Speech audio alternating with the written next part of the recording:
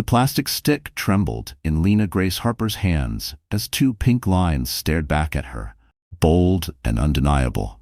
She blinked hard, her hazel eyes stinging under the harsh bathroom light, praying the lines would fade like a cruel hallucination. But they stayed there, stubborn as her racing heartbeat.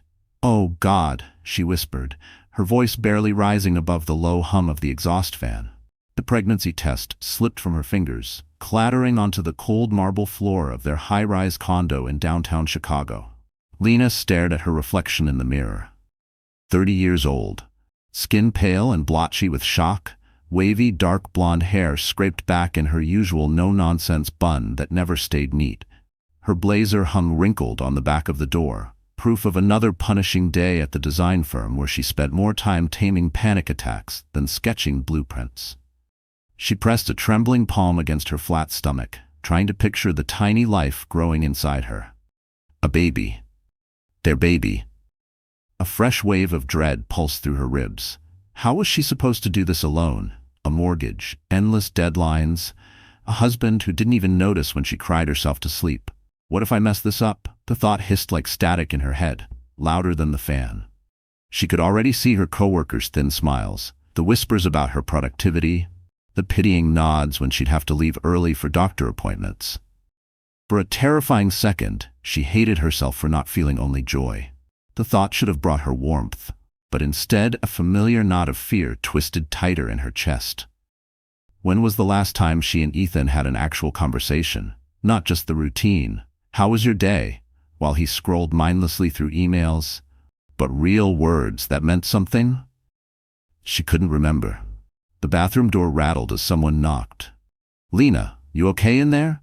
Ethan's voice carried that same clipped impatience he used when board meetings dragged on too long. She hastily grabbed the pregnancy test, wrapped it in tissue, and shoved it into her blazer pocket. "Just a sec." Her hands trembled as she splashed cold water on her face, watching droplets cling to her lashes in the mirror. She looked exactly like what she felt, a woman barely treading water in her own life, while everyone else thought she had it all under control. The condo felt suffocating when she stepped out.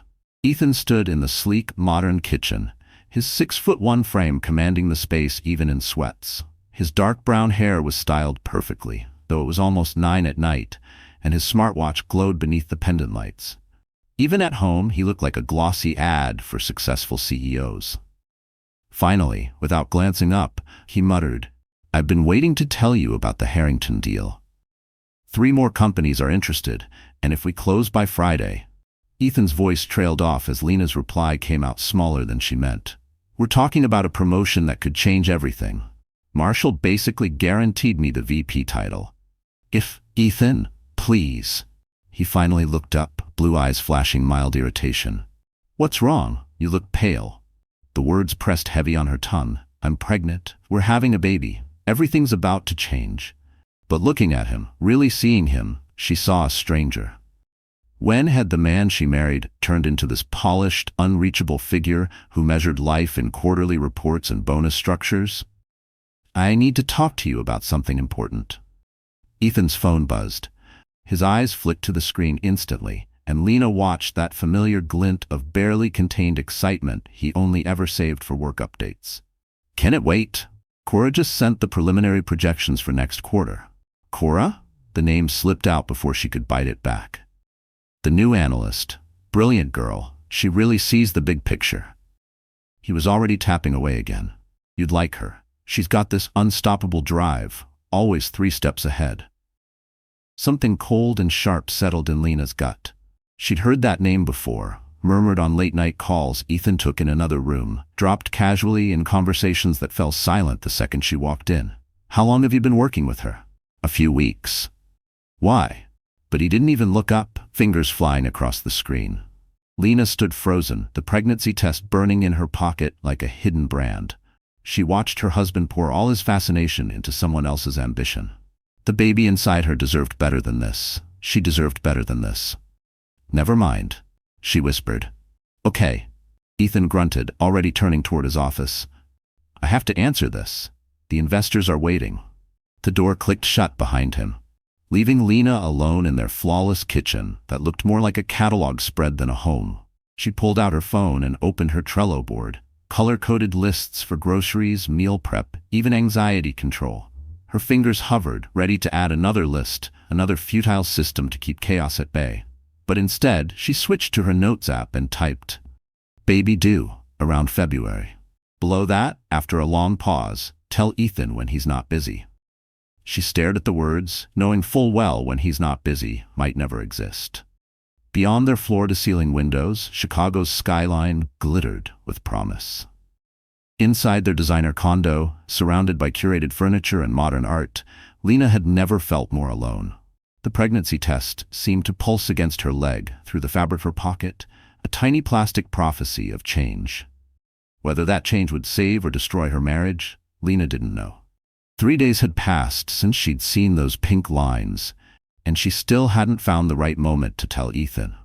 Every morning she practiced the words in the bathroom mirror, lining up her color-coded pens in perfect gradients. A nervous ritual that had only gotten worse since learning about the baby. "We need to talk. I'm pregnant. We're having a baby." But every evening, Ethan came home even later than the night before, his thumbs already tapping away on his phone before he'd even shrugged off his coat. "Sorry, babe," he'd mutter, eyes never lifting. "Big pitch tomorrow?" Cora's been incredible pulling the data together. Cora? Always Cora. Lena found herself scrolling through Instagram far too often, her thumb moving compulsively until it landed on the account that made her stomach twist. @CoraWest. The profile photo showed a striking young woman with sleek black hair and bold brown eyes, lips curved in a smile that practically dared the world to try her. "Living my best life. Never settle." The latest post was a mirror selfie in what looked like the marble bathroom of an upscale steakhouse. Cora wore a figure-hugging black dress Lena knew she'd never have the nerve to wear, her curves flaunted with practiced angles. The caption read, "When your mentor takes you out to celebrate closing the Harrington deal." So grateful for amazing leaders who believe in lifting others up. Lena's hazel eyes locked on the timestamp, 8:47 p.m. last night. The same night Ethan had texted he was stuck in back-to-back client calls. Her hand drifted to her stomach, where the nausea had become a daily ambush, unpredictable waves that hit her in elevators and during lunch meetings. She'd taken to stashing crackers in her blazer pocket, slipping them into her mouth between conference calls, when the sickness threatened to win. A sour thought scraped at her. Is this my fault?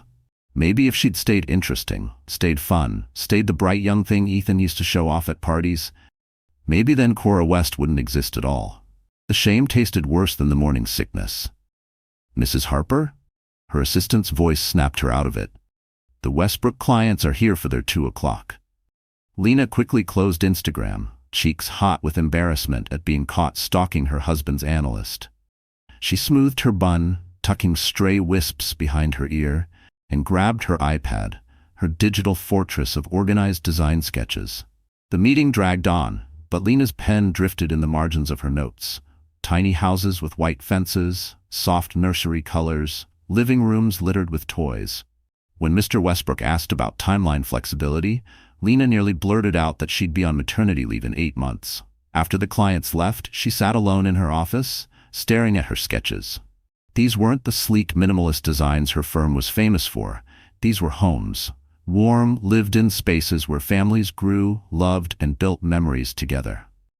Her phone buzzed, a text from Ethan. "Working late again, don't wait up." Another message followed right after. "Cora's really pushing to perfect the Griffin proposal. That kind of commitment is rare." Lena's thumb hovered over the keyboard. She started to type so many replies. "I'm pregnant. We need to talk. Do you remember you have a wife?" Instead, she typed, "Okay. There's leftover pasta in the fridge." At 11 p.m., Lena lay alone on their king-sized bed, listening to the hum of the city drifting through the windows. Ethan's side stayed cold and untouched. She fell asleep clutching her phone, praying for another message, any sign he remembered she existed. The front door finally clicked open at 12:43 a.m. She pretended to sleep as Ethan crept through the condo, the blue glow of his phone screen tracing patterns along the hallway walls. Even now, almost 1 a.m., he was still scrolling. "Lena?" he whispered. "You awake?" For a heartbeat, hope fluttered weakly in her chest. Maybe now, Maybe he'll sit down, touch my face, ask if I'm okay. But another voice in her head, the one that never quite went silent, hissed that she was foolish to hope. How many times had she laid like this, desperate for scraps of the man she used to know? But when she didn't answer right away, she heard his quiet sigh, and then the soft click of the guest bathroom door. The shower ran for 20 minutes, far longer than his usual quick rinse. When he finally slipped into bed, he smelled of expensive soap and something else, something floral, young, perfume that wasn't hers. Lena's eyes flew open in the dark, her heart pounding so hard she thought it might wake him. She lay perfectly still, counting his breaths until they slowed into sleep. All the while, questions scorched her thoughts like acid. How long? How deep? How could I have missed this? At 3 a.m., she crept out of bed and into the bathroom, where she quietly emptied the little dinner she'd managed to keep down. Morning sickness, the books called it, though for her, it struck whenever it pleased. She rinsed her mouth and caught her reflection in the mirror. Pale, hollow-eyed, strands of hair slipping loose from her bun. She looked exactly like what she was. A woman watching her world shatter while fighting to pretend it was still whole.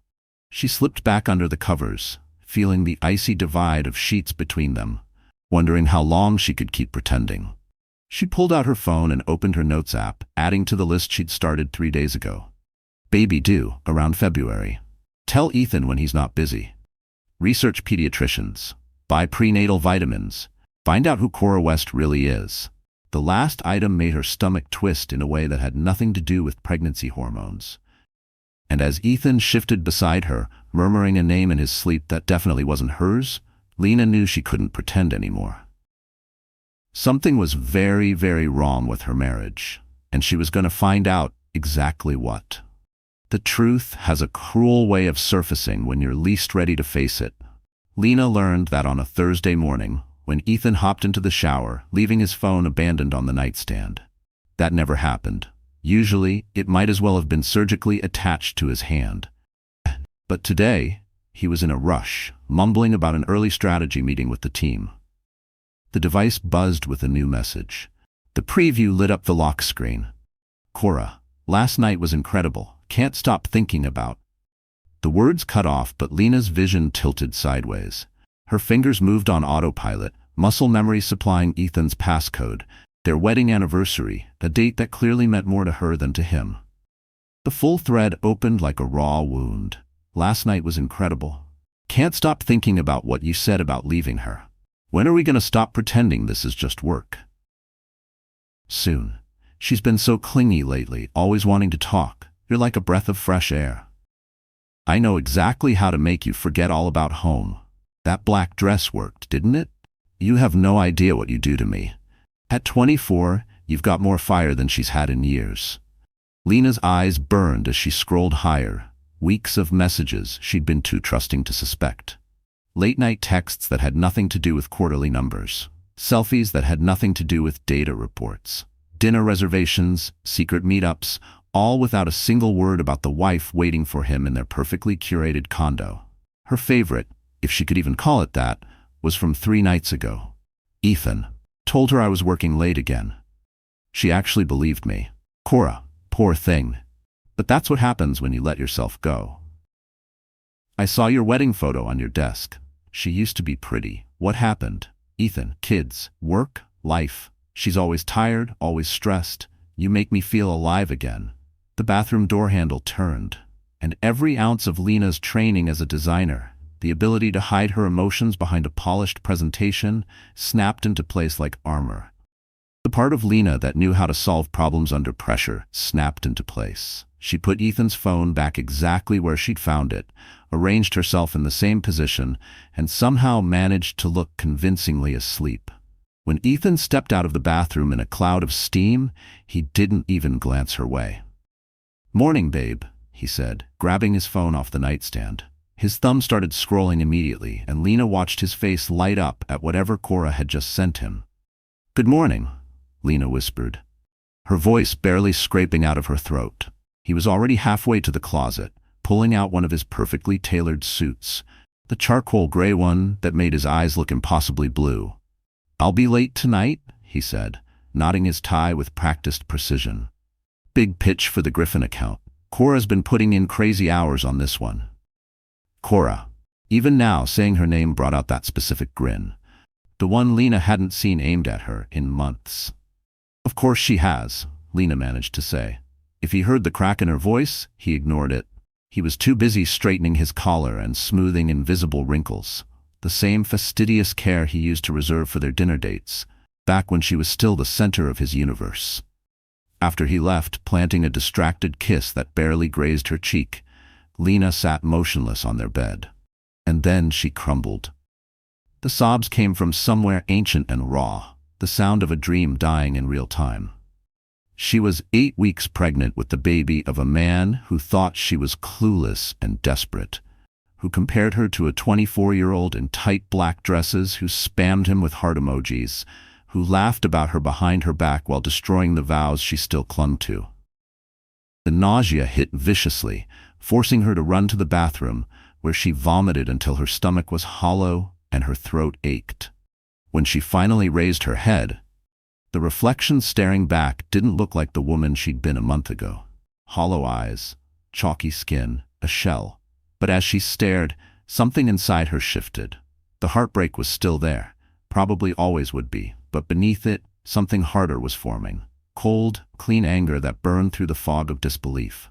Ethan thought she was clueless. He was about to find out just how wrong he was. Lena walked back to the bedroom and flipped open her laptop. Her fingers moved with sharp, mechanical purpose across the keyboard. A quick search told her exactly who Cora West was. Graduated from Northwestern barely 3 months ago with a business degree. Her LinkedIn bragged about the analyst internship at Ethan's firm, her first and only real job. 24, fresh out of college and brazen enough to bulldoze a 7-year marriage for the thrill of it. Lena's phone buzzed with a text from her half-sister, Hannah, in Portland. "Hey sis, how are you? Feels like forever since we talked." For the first time in weeks, Lena actually smiled. Not the fake, brittle smile she'd worn like a shield, but something genuine, anchored by resolve. She typed back, "I need to ask you something. Would it be okay if I came to visit for a while? I need some space to think." Hannah's reply came instantly. "Of course. What's going on?" Lena stared at the blinking cursor, her thumb frozen over the keyboard. "How do you sum up the complete collapse of your life in one text?"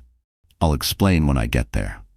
"Is next week too soon?" "Never too soon for family." "Drive safe," Hannah replied. Lena closed her phone, the decision hardening inside her like poured concrete. She wasn't going to confront Ethan. She wouldn't give him the chance to lie, to twist things, to make her doubt what her own eyes had proven. Instead, she was simply going to vanish. Let him stammer through excuses to his precious Cora. Let him figure out how to juggle his perfect double life without the clueless wife who'd been holding every piece together while he played boyfriend to an intern young enough to still show her college ID at bars. For the first time in months, Lena felt something like peace.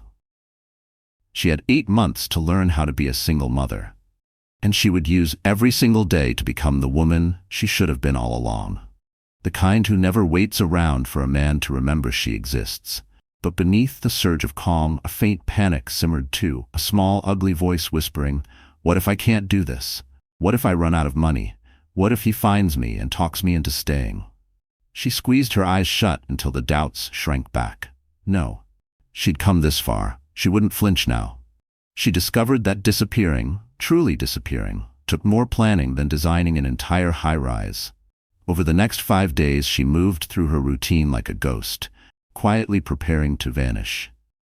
Each morning, she kissed Ethan goodbye as he hurried out, probably to meet Cora, then calmly dismantled the life they'd built together. She started with the practical steps, a discreet call to open a separate bank account Ethan couldn't touch, another to reroute her direct deposit from their joint checking into the new one. Her hands trembled as she signed the forms, but her voice stayed steady.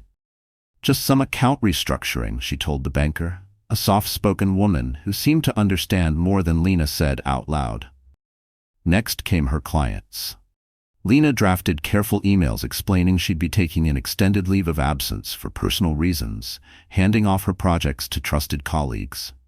She specifically entrusted the Griffin project, Ethan's prized deal, to a senior associate she knew would keep it afloat, but wouldn't owe Ethan any favors. The Griffin account, the one Ethan and Cora had supposedly closed together, would roll on just fine without her. The irony, it wasn't lost on Lena. The hardest part was deciding what to take. 7 years of marriage, reduced to 2 suitcases and a carry-on. She folded her clothes methodically, sorted by color and season. The ritual soothed her rattled nerves. The crisp blazers she wore to client meetings, the soft cardigans for late nights at her drafting table, the maternity clothes she'd secretly ordered online, tags still attached. Her iPad slid into her laptop bag alongside chargers and the stylus she used for sketching plans. The pregnancy books she'd been hiding under her side of the bed. The prenatal vitamins she'd been taking alone. She caught herself pausing more than once, clutching a sweater to her chest, fighting the whisper that maybe she was overreacting, that maybe if she stayed, she could fix this. But each time, she forced herself to fold the fabric and keep packing. She wouldn't look back. Not this time. The wedding album stayed. So did the framed photos from their honeymoon in Napa, their anniversary dinners, the picture-perfect moments that had disguised the rot underneath. On Tuesday night, while Ethan showered after yet another late work night, Lena sat at the kitchen island drafting the letter she'd leave behind. She wrote 17 versions before settling on one that said just enough. Ethan, I know about Cora. I know everything. I need time to think about our future, and I can't do that here. Don't look for me. When I'm ready, I'll reach out. Lena. She sealed it in an envelope and placed it on his nightstand, right where he'd find it, after she was long gone. Wednesday morning dawned gray and drizzly, classic Chicago weather that suited her mood perfectly. Ethan left at his usual time, phone pressed to his ear, already rattling off quarterly projections to someone. Not Cora, at least not yet. The day was still young. Lena waited 30 minutes after he left, then called an Uber. As the driver loaded her bags into the trunk, she stood on the curb for a moment, staring up at their building. 43 stories of steel and glass, their condo perched high on the 38th floor. She'd once loved the view. The city unfurled below them like an endless promise. Now, it just looked cold. The drive to Portland took 4 hours with one quick stop for gas and crackers to settle her queasy stomach. Lena spent most of the ride gazing out the window, watching the scenery shift from crowded city blocks to soft, rolling hills, and finally to the quiet, tree-lined streets of her sister's neighborhood. Hannah lived in a modest 2-bedroom bungalow in the Selwood district. A sunny yellow house with white trim, a tiny front yard, and a garden that looked like someone loved it enough to pull every weed by hand. It was the kind of house you'd see in a feel-good movie about fresh starts. Jesus, Lena, Hannah blurted, throwing the door wide open before the Uber even pulled away. You look like hell. It was exactly what Lena needed to hear. Honest, blunt, no careful tiptoeing like everyone else seemed to think she needed. Hannah had always been straightforward, a trait that used to annoy Lena when they were younger, but now felt like a lifeline thrown just in time. I feel like hell, Lena admitted, melting into her sister's fierce hug. Hannah was everything Lena wasn't. Curvy where Lena was lean, olive-skinned where Lena was fair, effortlessly casual in jeans and a flannel that looked Pinterest perfect without even trying. At 38, Hannah radiated the calm confidence of a woman who'd survived her own heartbreaks and come out tougher on the other side. Come on, Hannah said, grabbing one of Lena's suitcases. Coffee first, then we'll unpack your drama. The house smelled like vanilla candles and leftover toast. Real butter, not the organic spread Ethan insisted on. Hannah's kitchen was small but warm, cluttered with mismatched mugs and a coffee maker that looked older than Lena's entire marriage. Fair warning, Hannah said, pouring coffee into chipped mugs. I have exactly 0 patience for men who don't know what they've got. So if you're here to plan how to win back some loser who doesn't deserve you, we're gonna have problems. Lena wrapped her hands around the mug, breathing in the comforting scent that, miraculously, didn't make her nauseous for once. I'm not here to win anyone back. Good. Now tell me what that husband of yours did to make you pack up and run. So Lena told her everything. The widening gulf between them, like a hairline crack that had turned into a canyon, the late nights and flimsy excuses, The Instagram account, the gut punch messages, the pregnancy she'd discovered alone and was now facing the same way. Hannah didn't interrupt once. By the time Lena finished, her sister's expression was thundercloud dark. 24 years old, Hannah said finally, shaking her head. Christ, men really are the dumbest creatures alive, huh? The worst part is how stupid I feel, Lena confessed, voice trembling. All the signs were there. I just didn't want to see them. Honey, that's not stupid. That's called being in love. Hannah's tone softened, her hand covering Lena's. But now you know. So the question is, what are you going to do about it? Before Lena could answer, her phone buzzed on the table. Ethan's name flashed on the screen, followed immediately by a text. Then another call. Another message. He found your note, Hannah said dryly. Lena stared at the phone lighting up with Ethan's frantic attempts to reach her. She could practically see him standing in their pristine bedroom, letter clutched in one hand, probably calling her from the same spot where he'd been whispering secrets to Cora about leaving her. The irony almost made her laugh. Let it ring, Hannah said firmly. Trust me, panic looks good on cheating husbands. So Lena did. She sat at her sister's kitchen table, drinking coffee that tasted like safety, while her phone blew up with proof of Ethan's unraveling calm. Somewhere back in Chicago, a man who had always believed he was in control was finally learning what it felt like to be ignored. Ethan James Harper had built an entire career on managing variables, predicting outcomes, never being blindsided. But now, standing alone in their pristine bedroom at 7:47 p.m., holding Lena's letter with trembling fingers, he realized none of his carefully crafted strategies mattered when your wife simply vanished. I know about Cora. I know everything. The words hit him like a punch to the chest. His knees buckled, and he dropped onto the bed they'd shared for 7 years. The letter slipped through his numb fingers, landing softly on the rug. How long had she known? His mind raced backward through every half-baked excuse, every late night, every lie. Had Lena seemed different? Quieter? He strained to remember their last real conversation, but came up empty. When was the last time he'd actually looked at her, really seen her, instead of scrolling through Cora's texts? His smartwatch vibrated with a new message from Cora. Can't wait for dinner tomorrow night. That new place downtown is supposed to be amazing. Ethan stared at the screen, his stomach twisting. Barely an hour ago, he'd felt a flicker of excitement about that dinner. Now, Cora's bright, eager grin made him feel sick. He called Lena's number, his hands shaking so hard he nearly dropped the phone. Straight to voicemail. Lena, please, we need to talk about this. Just call me back, okay? Whatever you think you know, we can fix it. I love you. The words tasted hollow, even to him. When was the last time I told her that and actually meant it? He wondered. When was the last time he said it without another tab open in his mind, without a phone in his other hand, without planning the next meeting, the next email, the next stolen moment with Cora? He called again. Voicemail. Again. Voicemail. Each time, it picked up after a single ring, the unmistakable sign she was declining on purpose. Panic constricted his chest as he began tearing through the condo, room by room, searching for some sign of where she'd gone, desperate to find the one thing he could no longer control. Her side of the closet was half empty now. Obvious gaps where her favorite dresses and sweaters used to hang.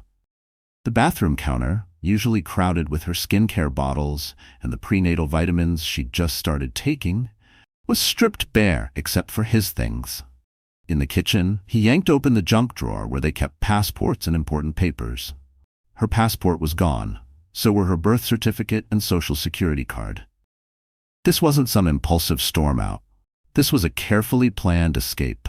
Ethan's hands trembled as he scrolled through his contacts, searching for anyone who might know where she'd gone. The realization sank in like lead. He couldn't remember the last time Lena had mentioned a friend or family. When did I stop listening? When did her voice become background noise to my ambition? He dug up Hannah's number from Lena's old phone backups, her half-sister in Portland. He'd only met her twice, once at the wedding and again at Christmas 3 years ago. Hannah had never been impressed with him, called him Golden Boy with a sarcastic edge that stung more than he admitted. The call went straight to voicemail. Hannah, this is Ethan, Lena's husband. We had a misunderstanding, and I think she might have gone to you. Please, just have her call me. We need to work this out. A misunderstanding. Even now, he dressed it up in business terms, like the slow destruction of a marriage could be fixed with a bullet point in a presentation. By 11 that night, after 6 more unanswered calls and increasingly frantic voicemails, Ethan found himself standing in his dark office, staring at the Instagram messages that had started it all. The chat thread with Cora was still open on his phone. Her latest message, sent just 20 minutes ago, was a photo of her in tight workout leggings at the gym. Getting strong for my man. Miss you already. 3 months ago, that photo would have made him grin. Now it made him want to smash his phone to pieces. What the hell have I done? Yes, Cora was stunning, young, vibrant, hungry for the world, a mirror of the reckless ambition he once had. But she was also just that, a fantasy. A shiny distraction from the real, imperfect, steady love Lena had given him for 7 years, while he chased deals and quarterly bonuses. His phone buzzed. A jolt of hope shot through his chest until he saw the caller ID. Cora. Hey, handsome, she purred when he answered. Her voice dripped with promise. Ethan squeezed his eyes shut, wondering how the hell he'd gotten here, alone in a beautiful condo with no wife, no family, and a hollow echo of a life he'd once thought was perfect. I know you said we shouldn't talk tonight, but I couldn't stop thinking about you. Want to come over? I made that pasta you like. Ethan closed his eyes as Cora's voice played back in his head, for once hearing it clearly, the careful sweetness, the perfectly chosen words that always made him feel wanted, special, young. Had any of it been real? I can't, he said quietly into the phone. Something's come up, work stuff. Oh, I don't mind waiting. Her tone turned coy. I could help you unwind when you're done. Cora, I need to ask you something. His voice was steadier than his hands. Why are you really interested in me? A beat of silence, then a laugh. Not the playful giggle he was used to, but something sharper, almost cold. What kind of question is that? I care about you, Ethan. You're brilliant, successful, and married. The dismissiveness in her tone made his stomach twist. You said yourself, your wife doesn't get you. She's just holding you back from your real potential. Had he really said that? The words felt like acid in his mouth now, but the memory was there, blurred by wine and the intoxicating feeling of being admired by someone who knew exactly how to stoke his ego. I have to go. Ethan? What's wrong? You're acting weird. He hung up without answering, blocked her number before he could talk himself out of it. It was a tiny act, maybe too late to matter, but it felt like the first honest thing he'd done in months. The condo felt cavernous and hollow around him now. Every corner whispered of Lena, her laptop bag by the front door, the coffee mug she'd forgotten to rinse that morning, the scattered sketches on her desk in the spare bedroom. He stepped into that room, really saw it for the first time in ages. The walls were covered with her work, graceful, human-centered blueprints of homes that promised warmth instead of showy status. In the corner, a small stack of books caught his eye. What to expect when you're expecting. The First 40 Days. Pregnancy for Dummies. The titles slammed into him like a punch to the chest. He sank into her chair, staring at the proof of a secret she'd carried alone, while he'd been playing out some cheap fantasy with a 24-year-old who saw him as nothing more than a rung on her career ladder. Lena was pregnant. His wife was having his child. And instead of standing beside her, he'd been plotting to leave her for someone who never even wanted him. Just what he could offer. Ethan buried his face in his hands, and, for the first time since his father's funeral 15 years ago, he cried. Raw, wrenching sobs that bounced off the polished walls of their perfect, empty home. Outside, Chicago glittered under its indifferent night sky. Inside, the man who'd always believed he had it all realized too late that he'd thrown away the only thing that truly mattered. The condo, that polished cage he'd once been so proud of, held the echo of a man who finally understood exactly what he'd thrown away. The real question was, would understanding be enough to win it back? 3 weeks in Portland had taught Lena that healing wasn't linear, pretty, or easy to measure. Some mornings she woke up in Hannah's guest room feeling strong, almost peaceful, sketching new design ideas on her iPad while sipping ginger tea that, mercifully, stayed down. Other days, she couldn't force herself out of bed until noon, her body racked with morning sickness that felt more like mourning than pregnancy symptoms. "It's normal," Hannah promised her on the worst days, setting down toast cut into careful little triangles, the only thing Lena could reliably keep down. "Your whole world just blew up. Let yourself be a mess for a while." Hannah's house had become a safe harbor of mismatched furniture and messy honesty. Unlike the sterile perfection of the Chicago condo, every inch here told a story. Water rings on the old coffee table, a throw pillow repaired with a crooked stitch, crayon drawings taped proudly to the fridge, thank you gifts from the neighbor kids Hannah babysat after school. "I was married too," Hannah had confessed during their first long, tear-soaked talk, both curled up on the couch with mugs of strong coffee. "Marcus cheated with his secretary. Total cliché." I almost laughed. Almost. "What happened?" Lena had whispered. "I fought for him.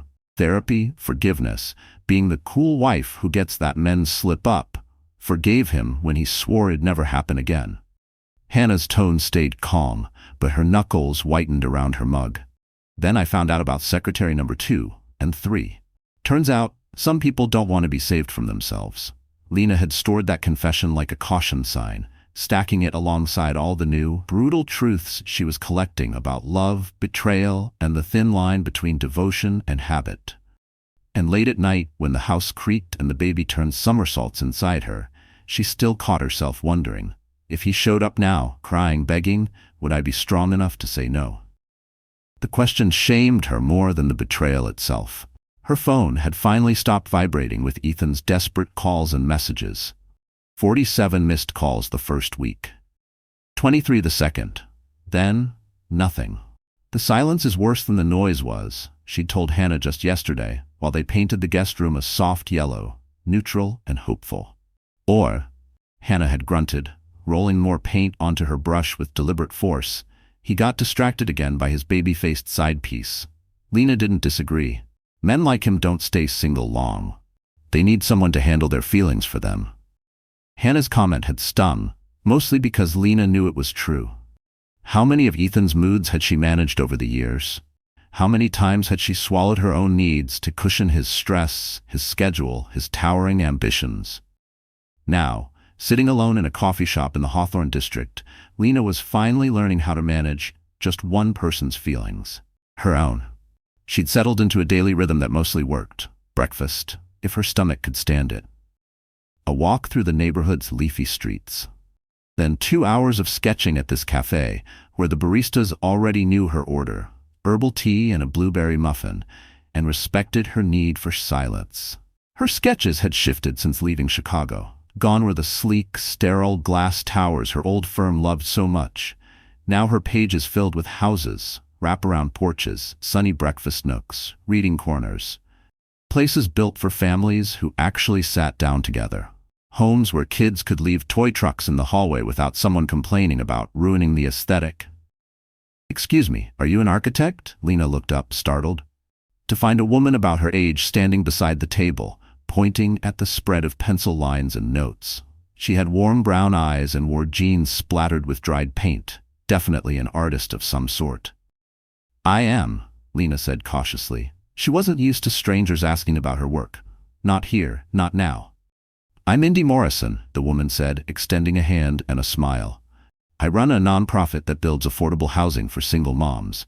She gestured at the sketch in front of Lena, a simple, welcoming 2-bedroom with big windows and an open floor plan. "That design is exactly what we need. Would you maybe want to hear about a project I'm working on?" For the first time in months, Lena felt something stir in her chest that wasn't dread or queasiness. It was interest, genuine curiosity, a flicker of purpose. "Tell me more," she said. Indy slid into the seat across from her, eyes bright as she outlined her vision. 30 small homes for women starting over. Dignified spaces that were both affordable and beautiful. "Most low-income housing is just plain depressing," Indy said. "Like if you're poor, you don't deserve a place that makes you feel proud to come home. We want to change that." The conversation stretched into 2 hours. By the end, Lena had filled 3 pages with rough sketches before she and Indy agreed she'd meet the project team next week. Walking home through Hannah's neighborhood, she caught herself grinning, truly grinning. For the first time since finding those awful messages, her hand drifted to her belly, where a tiny bump was just starting to show beneath her loose sweaters. "Hey baby," she murmured. "Mommy might have found us something good." The little yellow house smelled like dinner when she pushed open the door, garlic and herbs, warm and comforting, making her stomach growl instead of revolt. Hannah stood at the stove, swaying a little to music playing off her phone as she stirred a pot of something delicious. "Good day?" Hannah asked without turning around. "Actually, yeah?" Lena settled into a chair at the kitchen table, already pulling out her iPad. "I think I found a job. A real one. Not just a paycheck. Something real."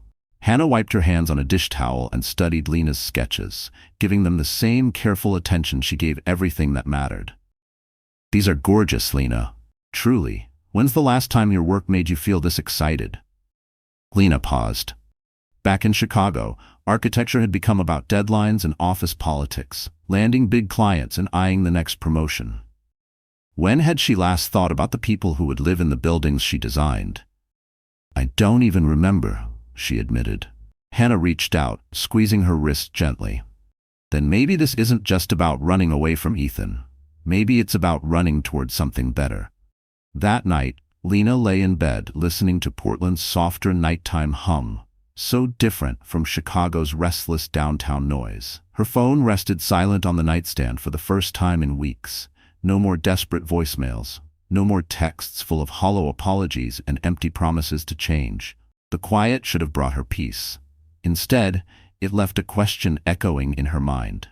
Had he really given up so easily, or had he just slipped right back into someone else's arms, the way he always had? She pushed the thought aside and forced herself to focus on what was true. Today had been a good day. The baby seemed calmer, settling into a rhythm that didn't knock her flat with nausea every hour.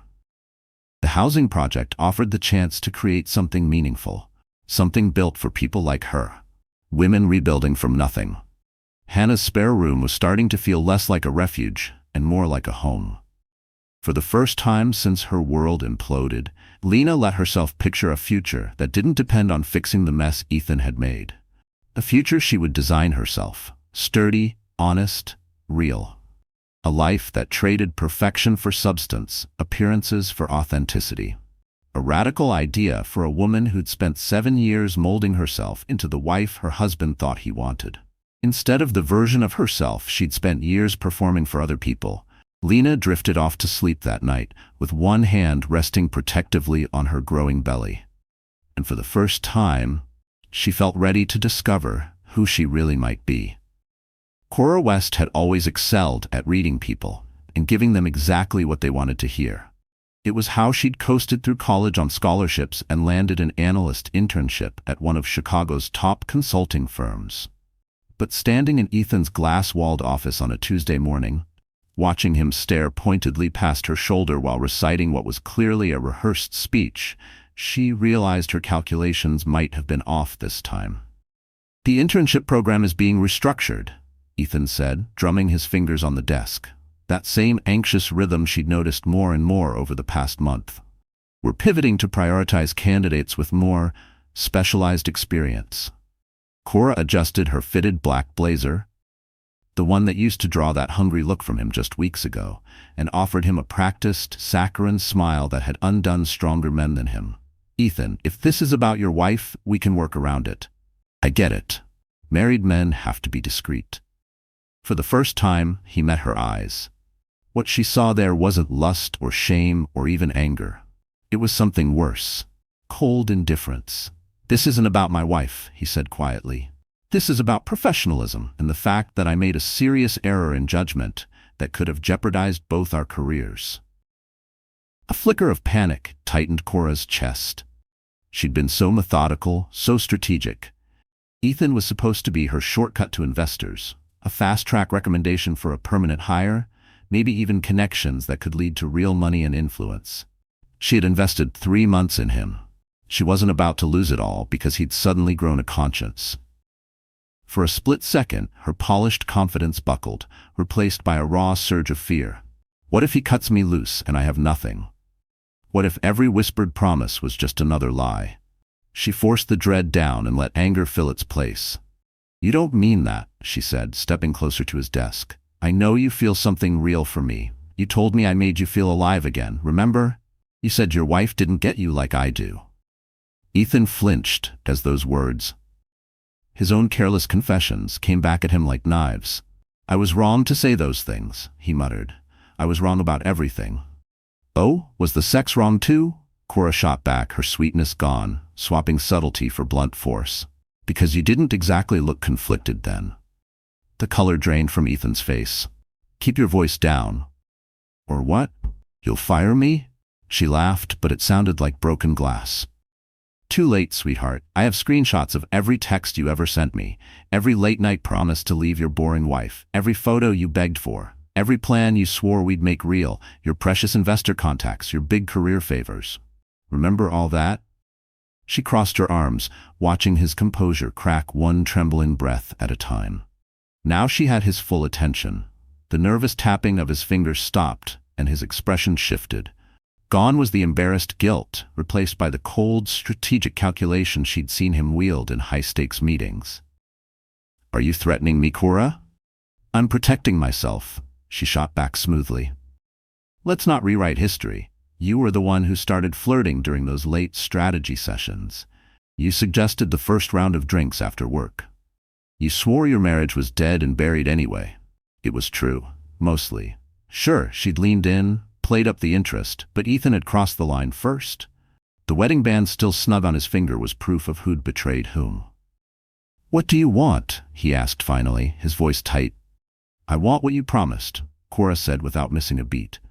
"A permanent position, not just this flimsy internship. And your connections, the Griffin account team, an intro to the Morrison Project people, your personal recommendation on record. You owe me that much." Ethan went silent, and Cora could practically see the gears grinding behind his eyes, calculating risk, weighing damage control against the cost of silence. She knew the game well enough. An exposed affair would shred his reputation far worse than hers. She was young, could spin herself as the ambitious intern caught up in her married boss's manipulations. He was the senior executive with everything to lose. "Fine," he said at last, voice flat. "I'll make the calls, but after that we're done, completely done." Cora's smile was no longer sweet, it was sharp and utterly unmasked. "Deal?" She turned to leave but paused when he called her name. "Cora, what we had, did it ever mean anything to you?" She stopped at the door, weighing whether to lie or tell the truth. Ethan wasn't a bad man exactly. He was charming, successful, and in the beginning he'd even been gentle. In another life, without ulterior motives, she might have genuinely liked him. But this wasn't another life. "It meant job security," she said plainly. "Thanks for the reference letters." After she walked out, Ethan sank back into his chair. Alone in the echoing hush of his office, his eyes drifted to the framed photo on his desk. A wedding snapshot from the day he and Lena had looked at each other like they were the luckiest people alive. He'd turned that photo face down weeks ago, unable to meet her eyes, even in a picture. Now he turned the photo back upright, forcing himself to look at it, at her. Lena's face on their wedding day glowed with a kind of joy and trust he'd spent 7 years nurturing, and only 3 reckless months tearing apart. His phone buzzed, jolting him. A text from an unfamiliar number. "Hope your wife enjoys the screenshots I'm about to send her." The blood in Ethan's veins turned to ice. He'd given Cora exactly what she demanded. The job, the recommendations, the introductions. But apparently that wasn't enough. She wanted to torch whatever scraps of his marriage still survived, either out of spite or to keep him too terrified to retaliate. He dialed the number immediately, but it went straight to a generic disconnected recording. He jumped to Instagram, then LinkedIn, then her company email. Gone. Cora West had vanished like a ghost, with everything she needed to burn him to the ground if she felt like it. Ethan grabbed his keys with a hand that wouldn't stop shaking. He had to get to Portland before Cora's poison reached Lena. He had to explain, to beg, to somehow convince his wife that what they'd built was still worth saving, even if every screenshot proved he didn't deserve it.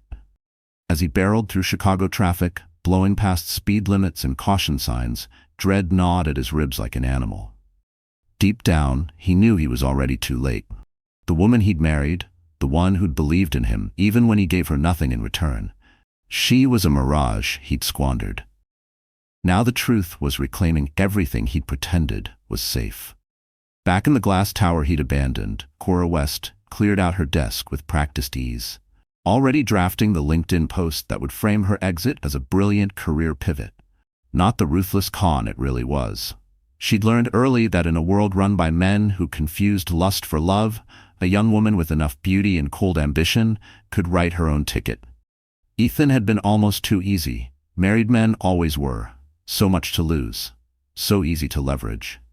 Meanwhile, 200 miles away, Lena sat cross-legged on Hannah's couch, sketching a kitchen layout for the nonprofit housing project. Her phone buzzed on the coffee table.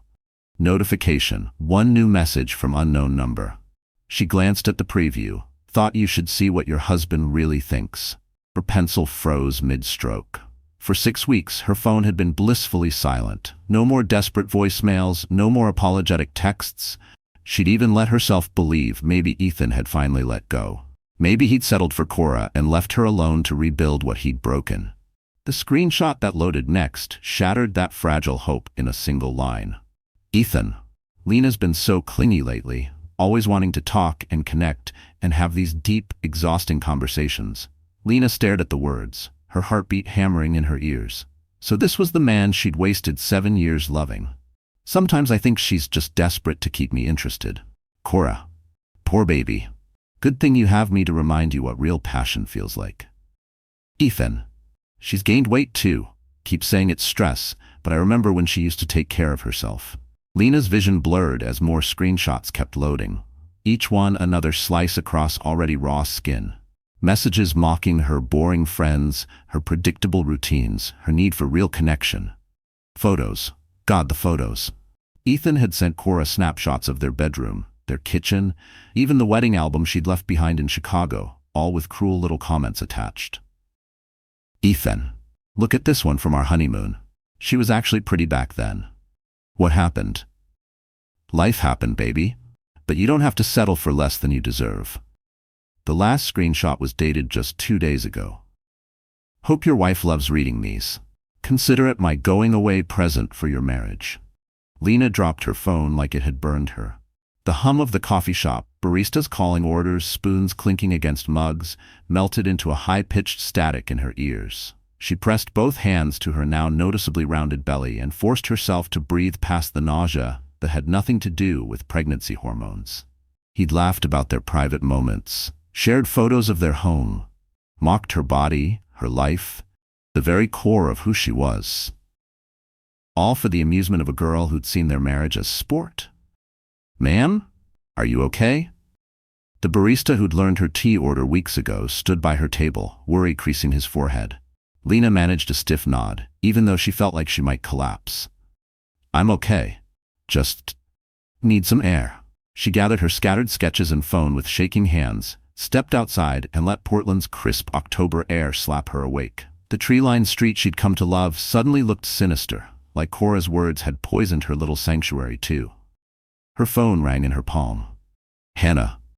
Hey, you need to get home right now, Hannah said, her voice sharp with urgency. Your husband is here. What?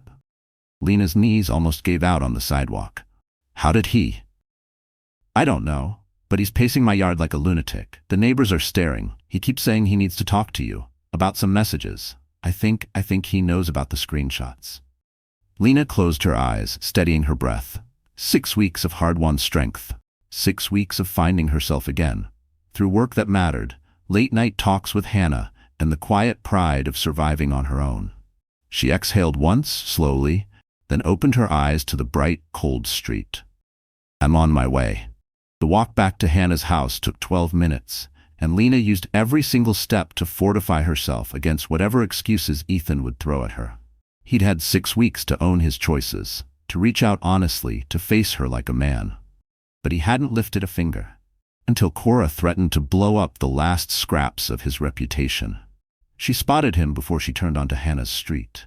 a tall figure in a tailored suit, pacing frantically beside a sleek black sedan that looked absurdly out of place on this quiet block of modest bungalows and flower beds. Even from down the street, she could see the restless twitch of his hands, the way he gestured wildly into his phone. When he saw her, he cut the call mid-sentence. For a long second, they just stared at each other across Hannah's small front lawn. 7 years of marriage, shrinking down to the empty space between two strangers. "Lena," her name cracked out of him like a prayer. "Thank God you're here. I can explain everything." "Can you?" she asked, stopping just out of reach.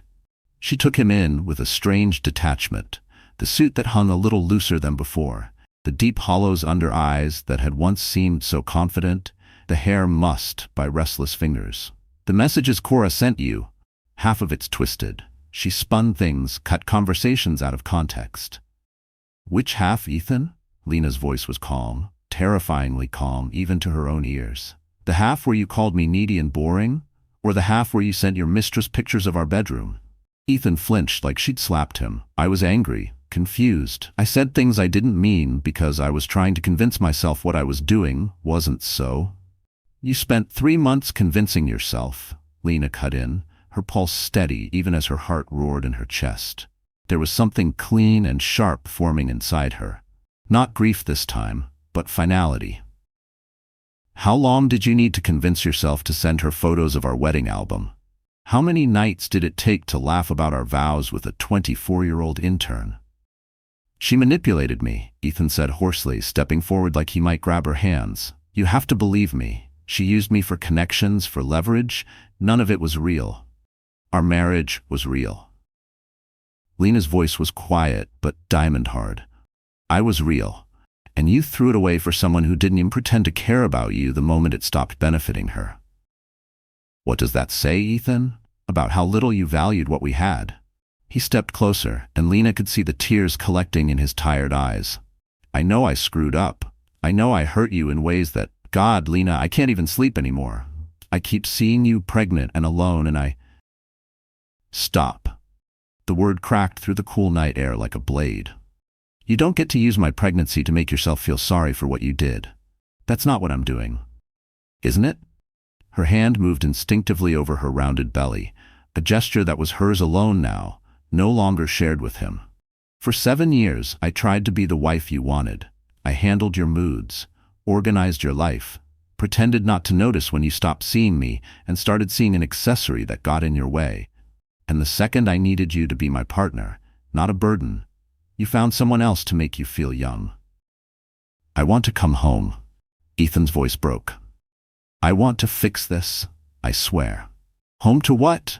Lena demanded. "To that condo where you invited another woman's fantasy into our bedroom? To a life where I lie awake wondering if every word out of your mouth is just what you think I want to hear."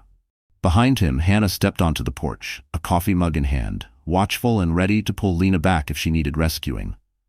She met Lena's eyes and nodded once, a silent promise that she wasn't alone this time. "I love you," Ethan said hoarsely, his shoulders slumping. "I know I don't deserve it, but I do. I love you." Lena really looked at him then, saw not the man she'd loved, but the reality beneath. A man who mistook possession for partnership, loyalty for convenience, and only recognized value when he feared losing it. "I loved you too," she said quietly. "But love isn't magic, Ethan. It can't glue together what you smashed apart." She turned toward Hannah's porch, where warm lamplight spilled through the windows, light that had taught her that home wasn't a fancy skyline apartment. It was any place where you were free to be whole. "Lena, wait!" His voice cracked with raw panic. "The baby." She paused, her back still to him. "The baby will be fine. We will be fine. I want to be involved. I want to be a father. Then be one," she said simply. "But you don't get to be my husband anymore." She didn't look back as she climbed the steps to Hannah's front door. For the first time in months, Lena felt a quiet inside her that wasn't the numb hush of denial, but the deep, enduring calm of having spoken the truth. Finally, and completely. 3 months later, Lena stood at the head of a bright conference room at Morrison & Associates, her old firm's biggest rival, presenting the final plans for the affordable housing project that had changed everything. Her pregnancy was impossible to hide now, a beautiful, undeniable curve beneath the navy blue maternity blazer she wore like armor. Across the polished table sat 5 attentive executives, including James Morrison himself. In the corner, Indy Morrison, James's daughter, the nonprofit director who'd first found Lena sketching in that Portland coffee shop, took rapid notes, her excitement hard to contain. The modular design maximizes efficiency while preserving each home's unique character, Lena explained, her voice calm, unwavering. Each unit can be customized to the family's needs without driving up construction costs. Her iPad displayed the polished digital renderings she'd perfected in sleepless nights, fueled by peppermint tea and sheer determination. These weren't just buildings. They were safe harbors, homes, crafted with warmth and intention, for women like her. Women rebuilding, women daring to believe they deserved more than just shelter. They deserved a future built on truth, substance, and love. And this time, Lena was building it for herself. "The numbers are impressive," Morrison Sr. said, pushing his reading glasses higher on the bridge of his nose. "But I have to ask, why should Morrison and Associates take on a project that frankly won't turn much of a profit?" Lena had anticipated this question. She'd rehearsed the answer in her mind through sleepless nights and long walks around Portland blocks. "Because sometimes the most valuable projects aren't measured in profit margins," she said evenly. "They're measured in families given a fresh start, communities built where none existed, and in knowing that when you look back at your body of work, you can say you made the world a little bit better than you found it." The room fell silent. Beyond the floor-to-ceiling windows, Seattle's glittering skyline stretched toward the sound. The same skyline she'd once gazed at from an office that hadn't deserved her. Somewhere out there, her old life carried on without her, and for the first time she didn't miss it at all. "There's something else," Indy piped up, sliding a tablet across the glossy conference table to her father. "Patterson and Associates submitted a competing proposal for the same contract. I think you'll want to see who their lead architect is." Morrison Sr. frowned as he scanned the screen. "Ethan Harper? Isn't he consulting now, not design?" "He transferred over about 6 weeks ago," Indy explained, her voice matter-of-fact but edged with quiet loyalty. "Word is his consulting rep took a hit after some personal complications." Lena's hand tightened around her stylus, though her expression stayed neutral. She'd braced herself for this. Of course, Ethan would claw for relevance in the fastest, cheapest way possible, by cannibalizing her ideas. For a breath, a phantom panic pricked at her ribs, that old, familiar dread. What if they believe him instead of me? What if history repeats? But then she exhaled and remembered who she was now, not the woman who waited for permission, but the woman who built her own doors and walked through them. "Show me," Morrison Sr. murmured. The competing design flickered to life on the big wall monitor. Lena recognized her own architectural DNA in every line. The open floor plan she'd fine-tuned, the light-maximizing layouts she'd championed, the carefully chosen sustainable materials she'd sourced herself. But where her blueprints felt alive, warm, humane, Ethan's version looked like a soulless prototype. Heart stripped out and replaced with cost-cutting precision. "Well," Morrison Sr. said dryly, eyebrows raised, "that does look familiar." "There's more," Indy said, and Lena felt a rush of gratitude for the woman who'd turned from stranger to fierce ally in just a few months. "Ethan Harper is currently under informal investigation at his old firm. An intern named Cora West is making, well, let's say interesting claims about his professional conduct." The tablet made its way around the table. Lena didn't bother reading it herself. She didn't need to know how deep Cora's scorched-earth tactics had cut Ethan's reputation. She could read it in the way the executives' faces hardened. "Miss Harper," Morrison Sr. said at last, lifting his eyes from the tablet to meet hers squarely. "Your proposal is approved. We start construction next month." The rest of the meeting passed in a blur of congratulations and firm handshakes. Lena heard the words, nodded politely, but her pulse was hammering too loudly to really register them. She'd done it. Against every reason to fail, carrying her baby alone, rebuilding her career from zero, standing firm when her past tried to drag her backward. She'd done it. Outside the tall glass walls, Seattle gleamed. But for once, all the brightness Lena needed lived in the quiet certainty beneath her hand, resting on the curve of her belly and the future she was building for both of them, all on her own terms. As the executives filed out, Indy lingered near the door with her father, then turned back to Lena. "There's one more thing you should know," she said quietly. "Patterson and Associates fired Ethan Harper this morning. Apparently, the whole Cora West situation blew up into a full-on lawsuit: sexual harassment, misuse of company resources, breach of professional conduct. His career here in Chicago is, well, it's over." Lena let the news wash over her without triumph or spite. There was no real satisfaction in it, only a faint, distant sadness for the man who had once dreamed beside her and who'd ruined himself trying to feel young again. "And Cora?" she asked. "Blacklisted," Morrison Sr. answered bluntly. "She tried to leverage one affair into multiple promotions. It blew up in her face." Word travels fast in this industry, especially about young professionals who think seduction is a shortcut to success.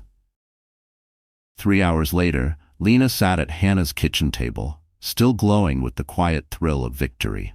They celebrated with sparkling apple cider and greasy takeout Chinese, the kind of food Ethan would have sniffed at like it was poison. Hannah raised her glass with a grin. "To my brilliant sister, who turned a cheating husband into the foundation of her dream career." "To second chances," Lena corrected softly, tapping her glass against Hannah's, "and to knowing exactly when the first chance is over." Her phone buzzed on the table. A message from an unknown number. "Heard about your big win. Congratulations. You always were the talented one in our marriage." Lena read it twice, her face impassive. Then she deleted it without replying. Some conversations deserved to stay buried in the past, and Ethan James Harper was now just that: history. That evening, as Portland's autumn rain tapped softly against the windows, Lena knelt on the floor of what had become her permanent room in Hannah's house, fitting the last pieces of a new white crib together. Each piece clicked into place with satisfying finality, like the fresh life she was constructing one solid choice at a time. Her phone rang, a FaceTime call from an unfamiliar number. When she answered, a warm, familiar smile greeted her. "Dr. Amalfi from the prenatal clinic." "Hi, Lena. I have the results from your latest ultrasound," the doctor said, her voice kind and bright. "Everything looks perfect. And are you ready to know your baby's stats?" "Absolutely," Lena said, breath-catching. "It's a girl." Dr. Amalfi's smile widened. "Your daughter is growing strong and beautifully. She's healthy and on track in every way." "Daughter." The word cracked something open in Lena's chest, like sunlight breaking through a storm. She was having a daughter. A little girl who would grow up knowing that strength didn't come from someone else's permission, but from within. That rebuilding was possible. That the right choice wasn't always easy, but it was always hers to make. "I'm ready," Lena whispered, one hand pressed protectively over the curve of her belly, where her daughter waited, fierce and steady as her mother's new life. Just like her mother. Outside, the lights of Seattle glittered on the horizon, but inside Hannah's cheerful yellow house, a new future was unfolding. One quiet, brave decision at a time. And for the first time in months, Lena knew with absolute certainty that she and her daughter weren't just going to be fine. They were going to be extraordinary.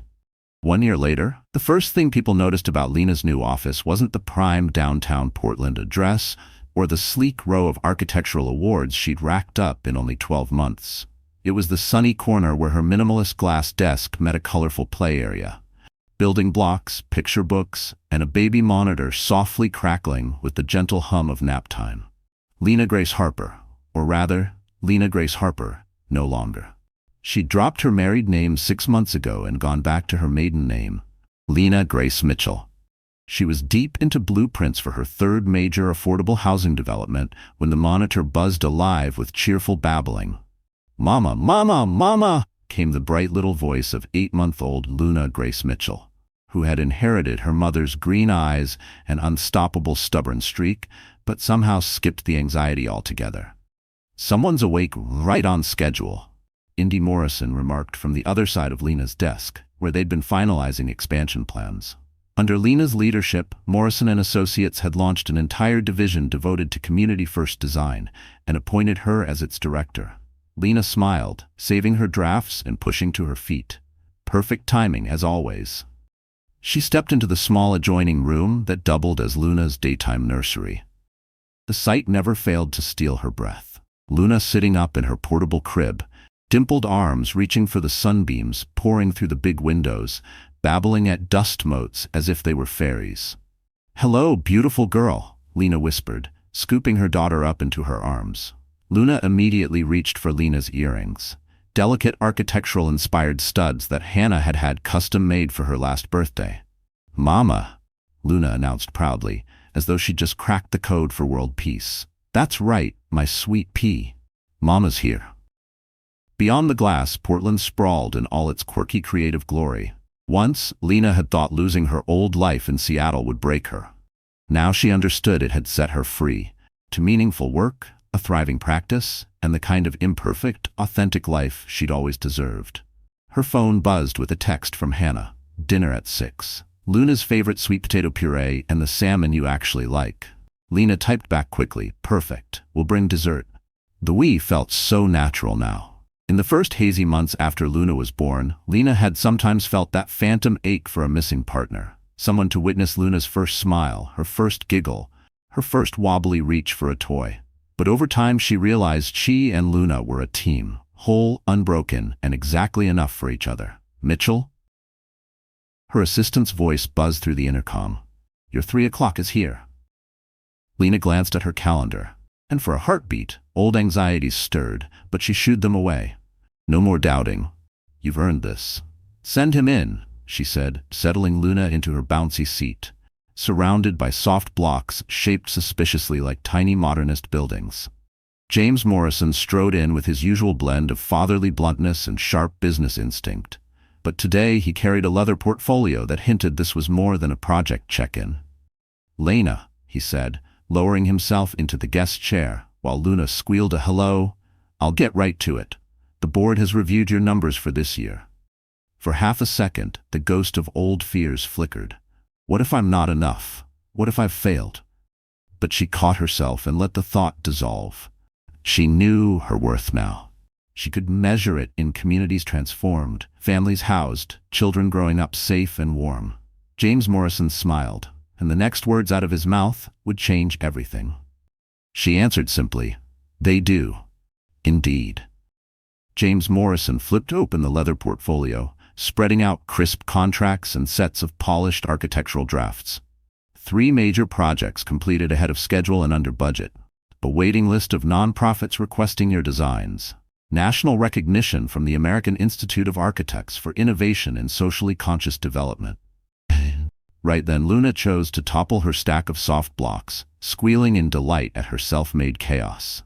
Both adults paused to admire her tiny triumph before Morrison continued, amusement softening his tone.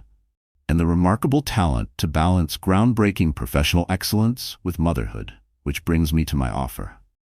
He slid the contract across Lena's sleek desk, thicker than any document she'd touched since her divorce papers. The top page, in bold letters, spelled out what it was: full partnership at Morrison & Associates. Her own division dedicated to humanitarian architecture, complete creative control, profit sharing. And Morrison tapped the relevant page, a child care policy designed for the realities of modern parents. Lena stared at the pages, heart pounding.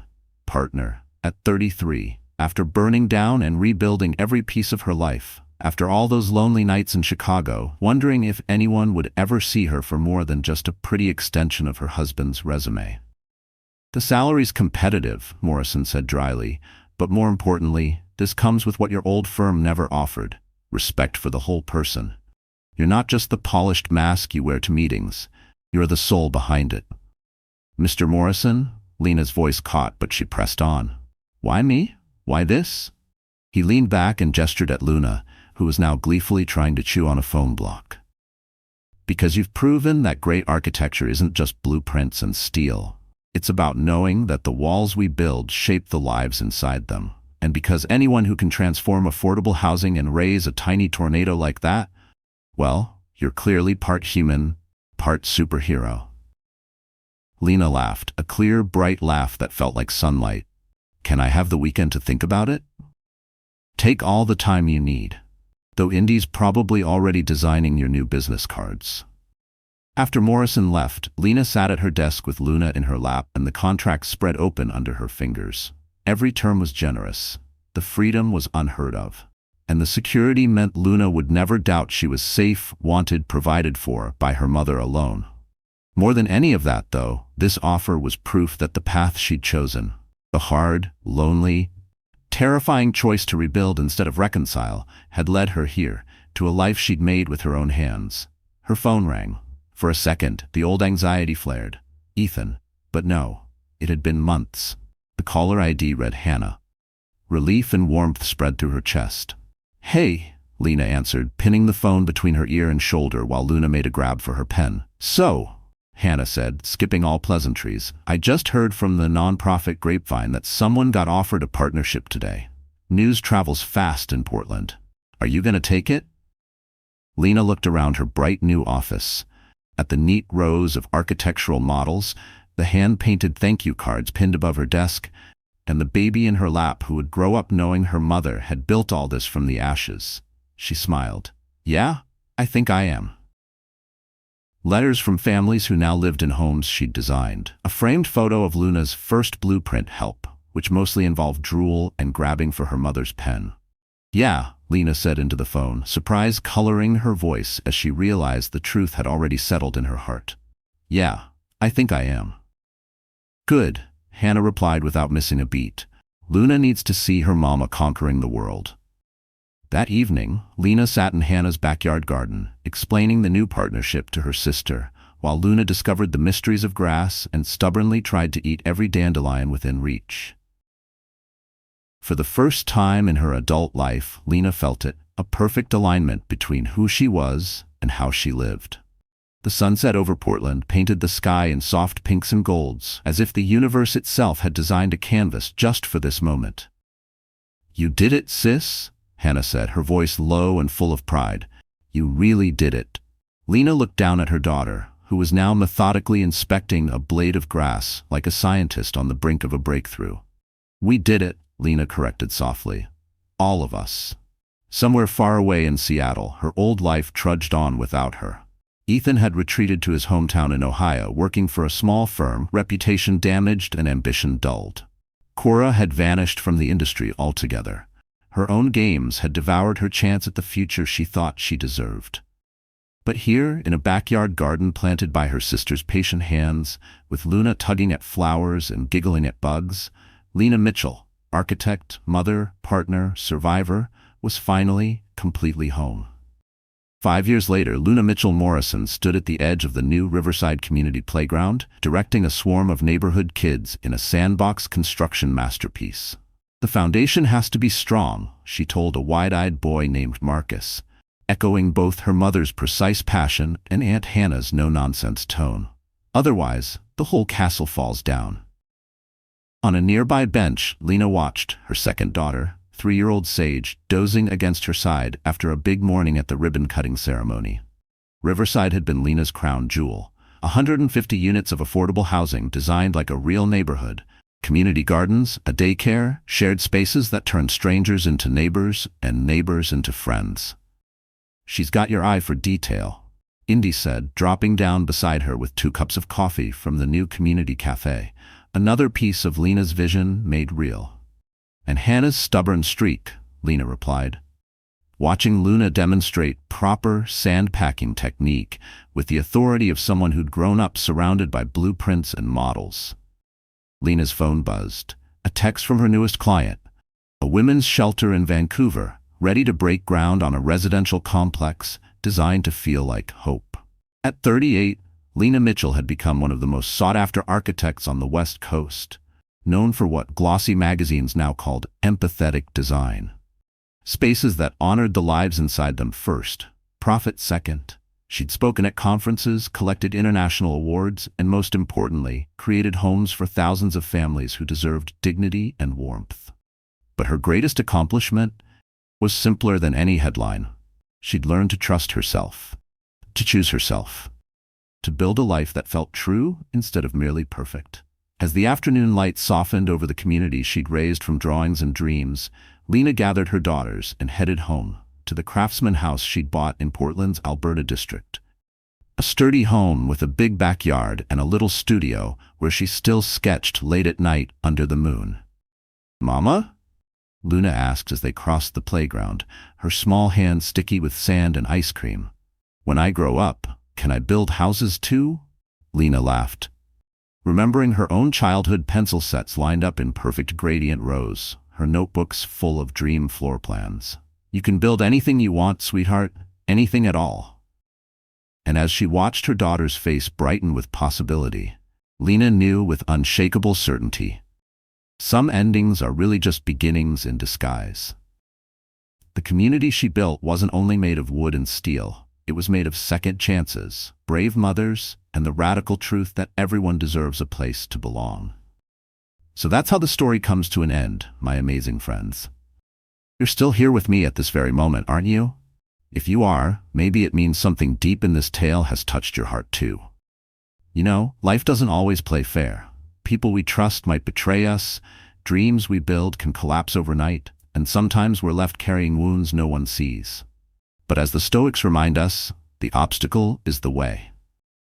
Marcus Aurelius once wrote, "If you are distressed by anything external, the pain is not due to the thing itself, but to your estimate of it. And this you have the power to revoke at any moment." These stories show us exactly that. Whether it's a woman bravely walking away from a cheating husband, or another rebuilding her strength from betrayal and heartbreak, they all teach us one thing. Pain can break us, but it can also rebuild us into someone wiser, kinder, and stronger than before. Maybe you've been there too, quietly carrying your own battles, putting on a brave face when the world expects you to crumble. I just want you to know, you're not alone, and you're stronger than any storm life throws at you. If you're still here, maybe it's a sign to take your power back, to forgive yourself, to let go, or to start over. Whatever healing means for you. And hey, if this story gave you even a tiny bit of hope or courage today, please give it a like, share it with someone who might need it too, and don't forget to subscribe to our channel. Because together, we remind each other every day, we are not our past, but we are always free to shape our future. Stay strong and see you in the next story.